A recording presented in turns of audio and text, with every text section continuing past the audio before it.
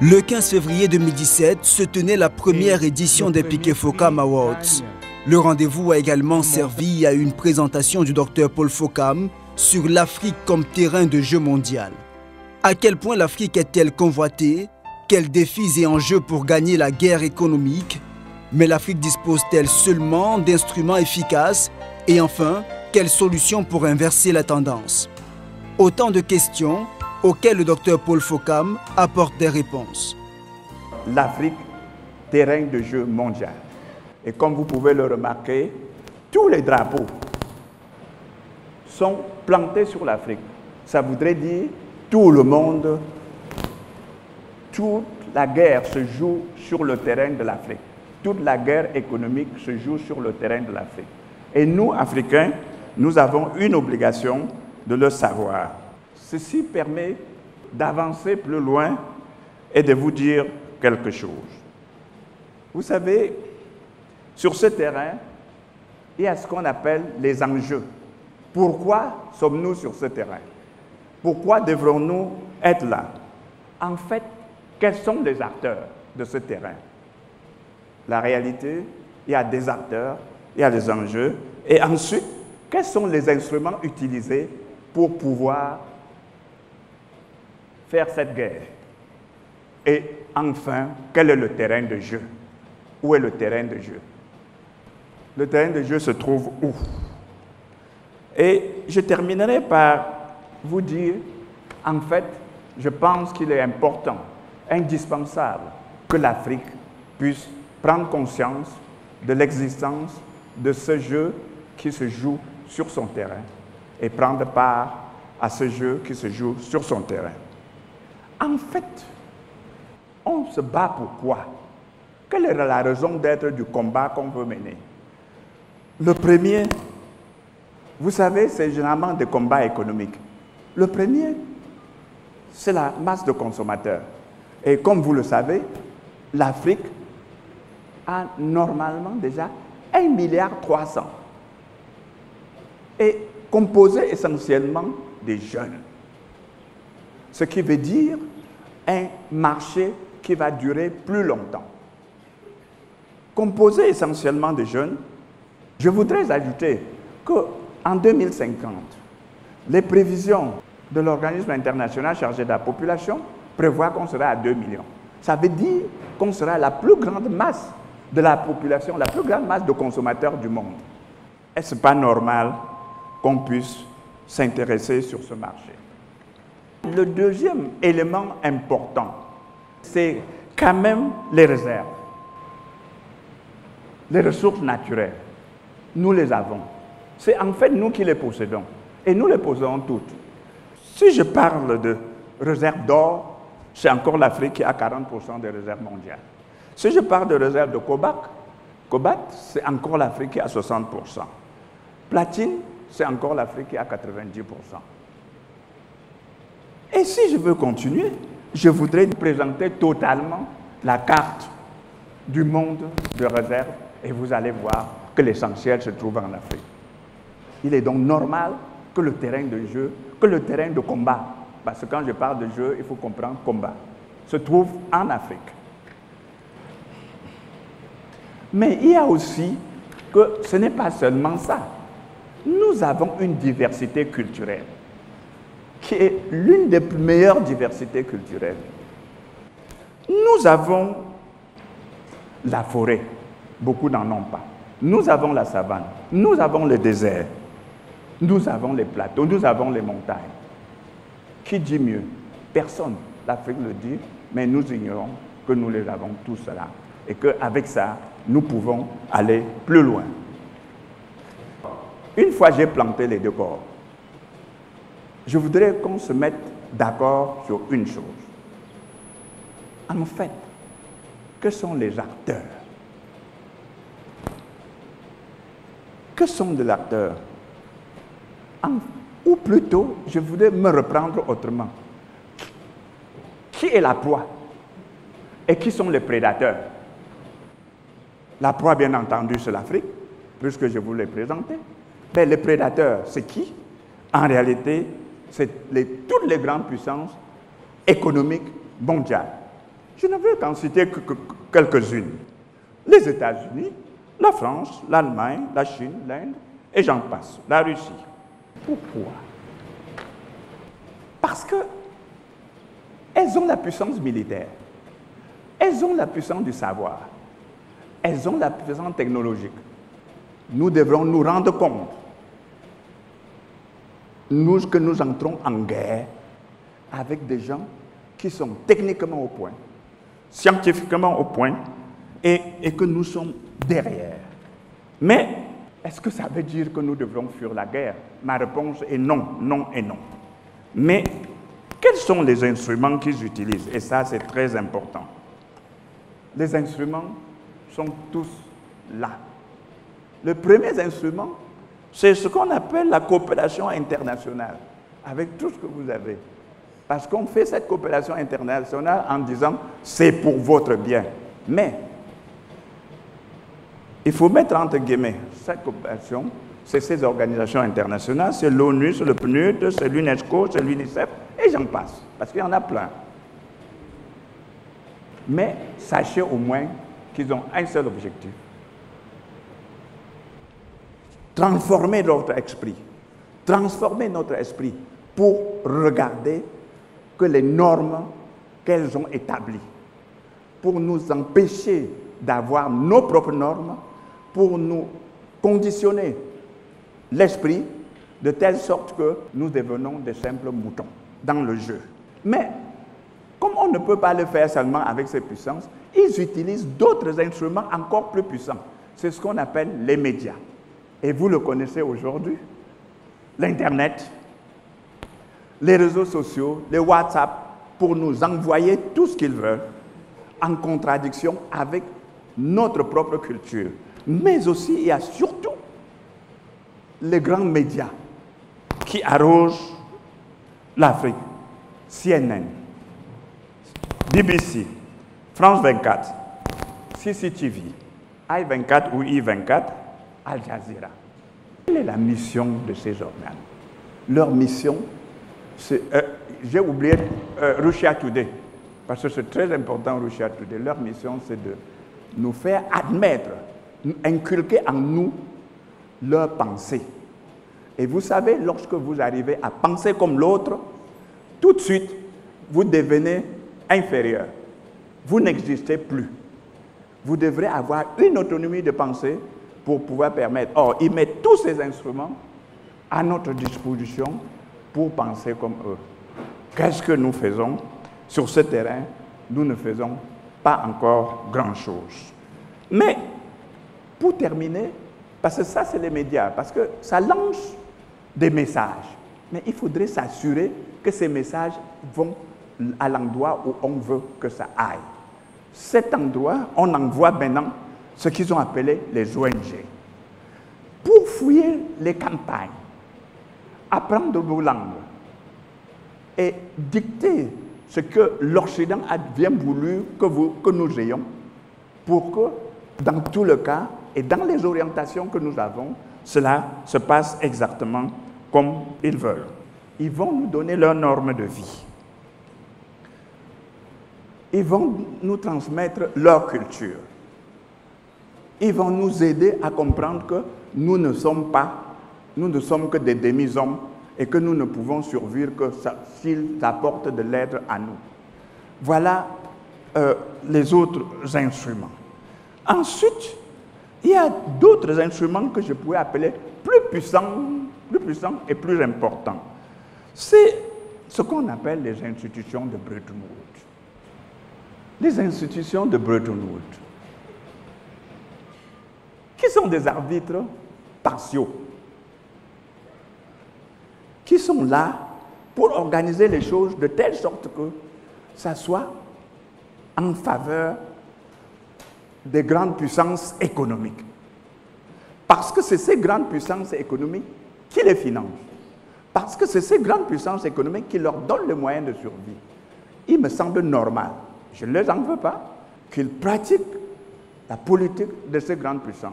C'est comme ça qu'on peut voir qu'on nous impose, à tort ou à travers, les plans d'ajustement structuraux, les politiques économiques, les politiques de Rostov.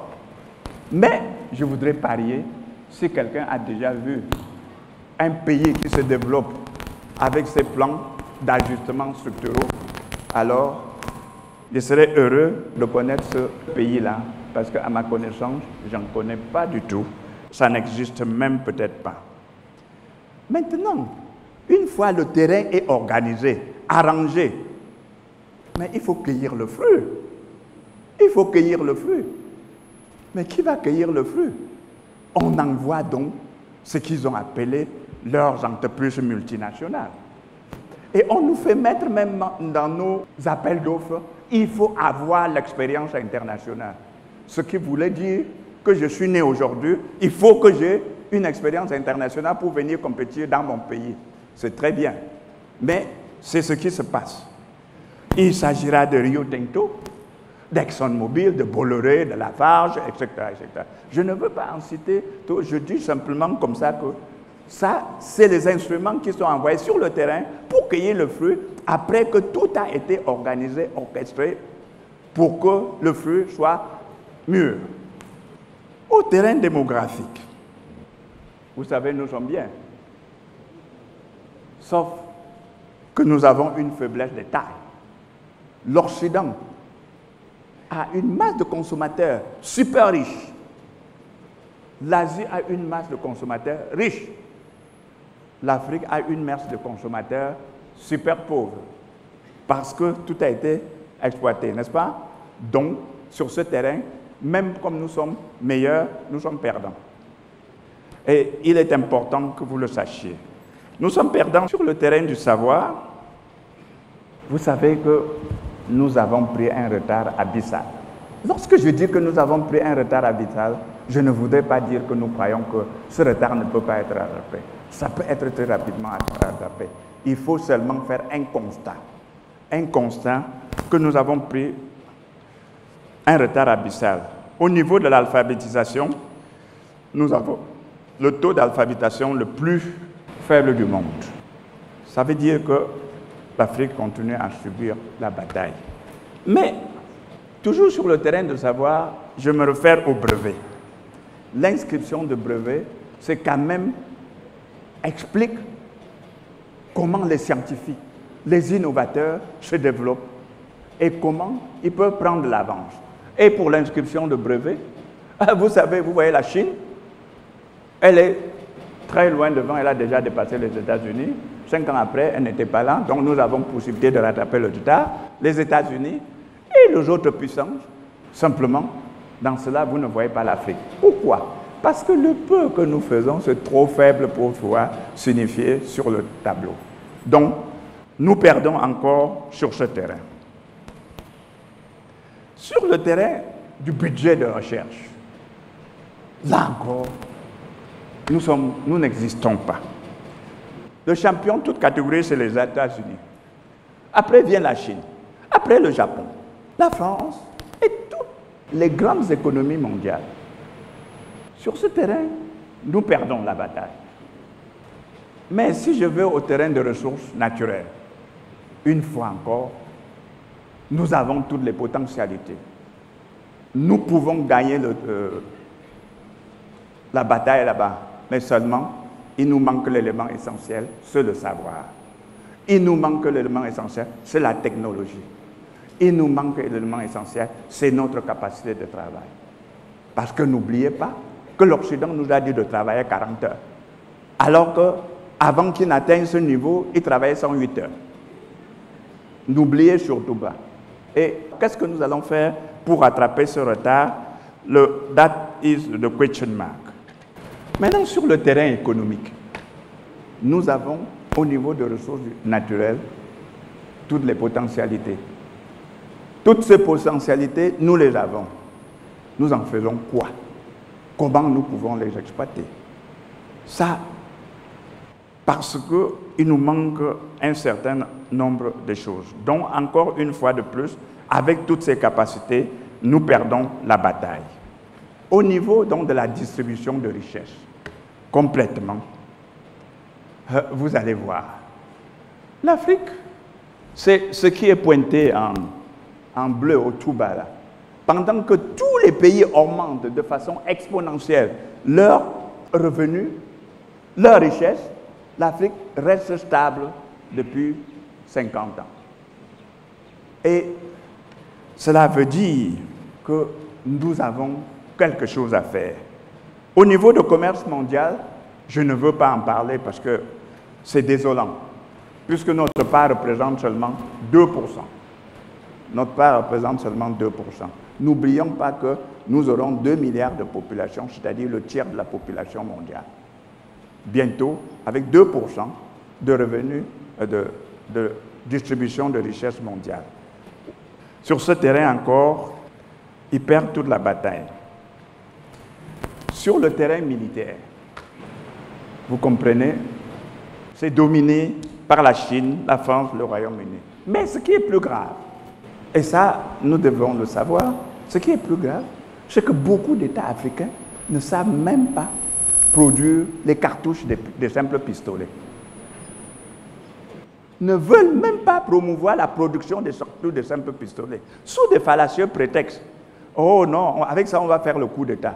Mais seulement, la France fait faire cela par Dassault, une société privée, mais sous le contrôle permanent de l'État, ce qui ne permet pas à Dassault de faire des déviations.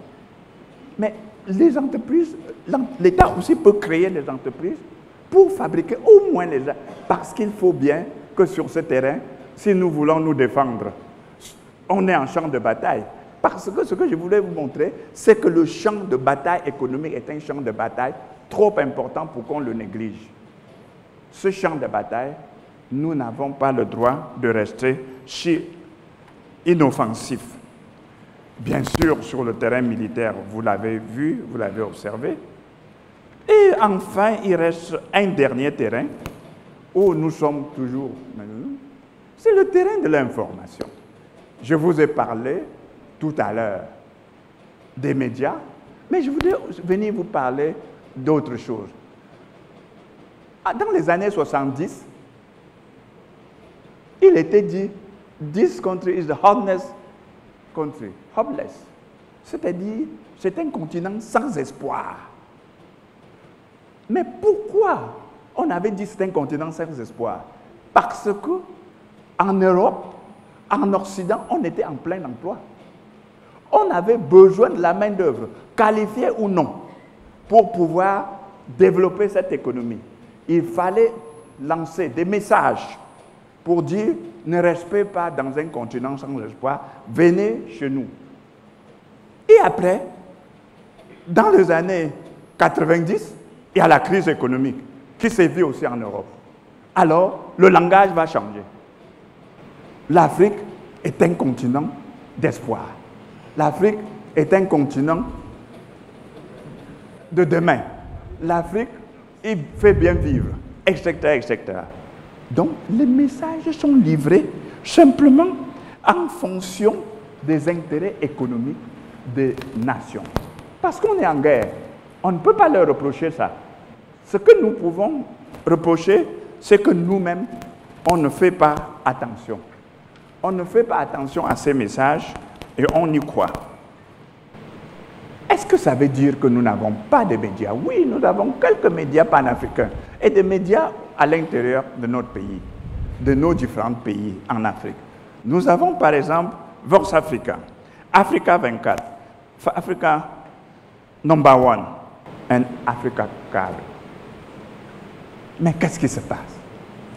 Les capitaines d'industrie qui sont dans cette salle, ces grands entrepreneurs, quand ils vont faire leur message, ils vont où? À CNN, à TF1, etc., etc.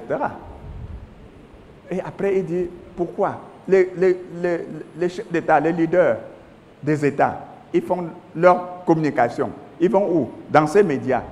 Et après, il dit, les médias africains n'ont pas d'audience. Comment voulez-vous que quelqu'un ait l'audience lorsqu'on ne lui donne pas l'information? Comment voulez-vous que quelqu'un ait l'audience lorsqu'on ne lui donne pas la priorité? Or, vous ne verrez jamais la Russie donner des messages importants en dehors de Russia Today. La France utilise TF1 24. Ce qui est pire, et vous allez pouvoir l'observer, c'est que presque dans tous les aéroports africains, je les fréquente tous les jours, on voit France 24, lorsqu'on est en zone francophone. Lorsqu'on est en zone anglophone, CNN. Alors que tout le monde sait, à moins que je me trompe, que ça c'est pour véhiculer des messages contre nos intérêts, contre nous. De là, on doit se poser une seule question. À quand l'Afrique? Et je dirais qu'il faut un réveil urgent. Je voulais même paraphraser le professeur Maurice Kamto, parce que dans un de ses livres, il disait « urgence de la pensée ». Je dirais aujourd'hui « urgence d'action ». Parce qu'à l'urgence de la pensée, il y a l'urgence de l'action. Nous avons une population. Si nous l'éduquons, si nous lui donnons le savoir qu'il faut, nous pouvons gagner toutes les batailles. Donc, dans ces conditions, l'Afrique doit pour mon part agir sur 4 fronts. Le premier front est le front de l'éducation. Et là, encore une fois de plus, avant d'aller plus loin, je m'en vais citer le professeur Jacques Famé-Dongo. Dans son interview, il dit ceci, il faut casser le cloisonnement entre l'entreprise et l'éducation. Il faut redonner une nouvelle image à l'éducation. Et cette fois-ci, il cite le chef de l'État. Il faut transformer notre système éducatif en un système productif. Mais c'est quoi transformer notre système éducatif en système productif? J'ai quelques mots à vous dire. Je crois qu'il faut une éducation du savoir, du savoir-faire et du savoir-être citoyen. S'il y a une éducation du savoir-faire et du savoir-être citoyen, nous allons pouvoir créer les conditions optimales pour pouvoir arriver à notre développement. Pour cela, c'est quelle éducation? Il faudra tout de suite abandonner l'éducation de récitation que nous avons héritée de la colonisation pour adopter l'éducation moderne qui est l'éducation du questionnement. Et pour cela, il faut prendre le questionnement depuis le très bas âge, c'est-à-dire depuis avant l'âge de 7 ans. Et je voudrais vous citer la théorie des jésuites. Ils disent, en général, si vous voulez que je fabrique un chrétien pour la vie, donnez-le-moi avant l'âge de 7 ans.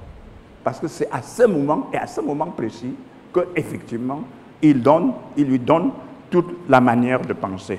Nous avons un devoir. Vous savez, nos universités africaines, globalement, ne figurent pas dans les 100 premières. Et même dans les 500 premières, nos universités, il y en a 4. 3 en Afrique du Sud, 1 en Égypte. C'est-à-dire, nous avons un travail et nous devrons pouvoir le faire. Le défi technologique.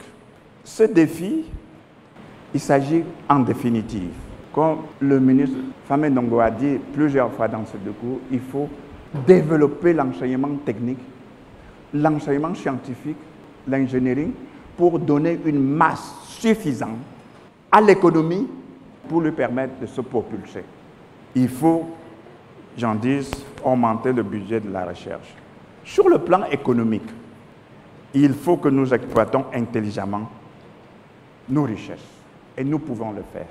Et je le disais dans une de mes publications, quelle Afrique en 2050?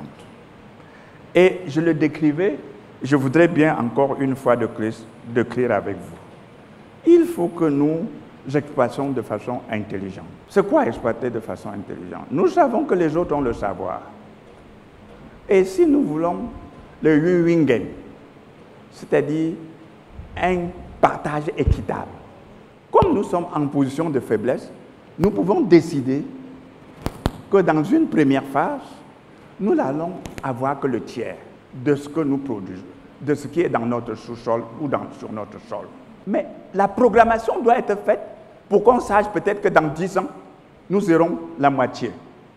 Et que peut-être dans 20 ans, 30 ans, pourquoi pas, ce n'est pas long, c'est eux qui auront le tiers et nous aurons le 2 tiers. Et ça, c'est ce qu'on appelle le win-win game. Est-ce qu'on ne peut pas penser à cela et mettre cela en marche? Je voudrais arriver sur un point qui en général est sensible. Il s'appelle gouvernance. Mais qu'est-ce que je recommande? Parce que ça, c'est le plus important. Je recommande d'abandonner la démocratie occidentale. Adopter la démocratie africaine. Parce que cette démocratie africaine a beaucoup de ses vertus. La première des vertus, c'est l'esprit d'indépendance. Et pour évoluer, il faut être indépendant. La deuxième, c'est la libération de la pensée. Nos pensées doivent être libérées. Et la troisième, la consultation et le respect du peuple. C'est ce qui existait chez nous. Et cela me fait tellement plaisir que juste dernièrement, il y a moins de 2 semaines, quand je lisais un journal, Mutation, j'ai retenu une chose de l'ambassadeur Claude Altenmatt de la Suisse. Il dit, et il a soutenu l'idée que la démocratie africaine est la meilleure au monde et que l'Afrique n'a pas besoin de rechercher des modèles de démocratie ailleurs. Parce que chez nous, c'est ça qu'on applique. Chez nous, on est bien avec cette démocratie.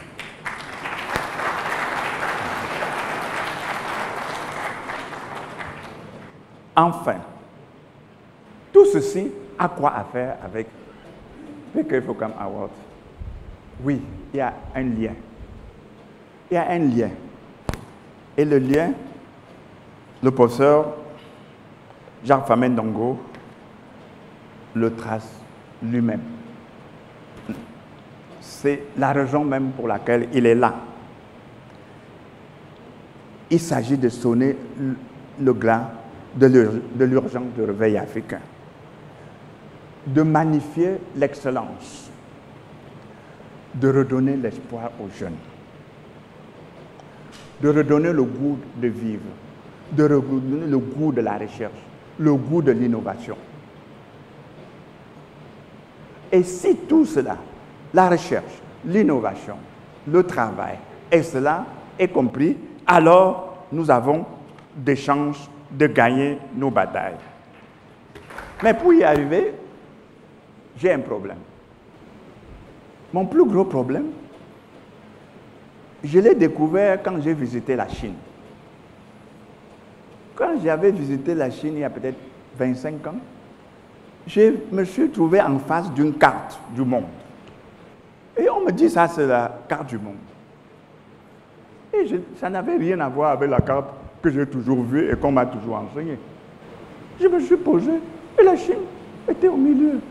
Et je me suis posé la question, c'est quoi? Je rentre, je retrouve cette carte. C'est celle qu'on m'enseigne. Sauf qu'il y a 2 détails. Le premier, c'est que l'Europe est assise sur l'Afrique. Ce qui veut dire qu'elle est dans la situation de domination. C'est une carte fabriquée par l'Europe. Elle le fait exprès parce qu'elle a une vision. Qu'est-ce que je fais pour dominer l'Afrique? Elle est assise sur l'Afrique. Et l'Afrique même qui est ici un peu au centre du monde, personne, aucun Africain ne se rend compte qu'il est au centre du monde. Mais j'ai pensé que cette carte, pour moi, en tant que chercheur, n'est pas bonne. Et que l'Afrique doit refaire sa propre carte avec sa propre vision. Et pour refaire sa propre carte avec sa propre vision, j'ai élaboré pour vous une autre carte de l'Afrique que je recommande.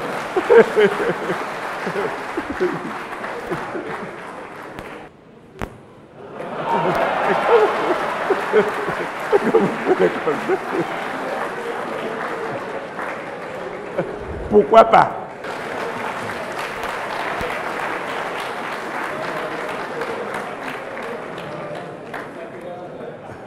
Monsieur le ministre, messieurs les membres du gouvernement, je ne veux pas vous tenir très longtemps. L'Afrique est dans un terrain de jeu de guerre. Nous devons fabriquer nos citoyens pour mener cette guerre et la gagner. Je vous remercie.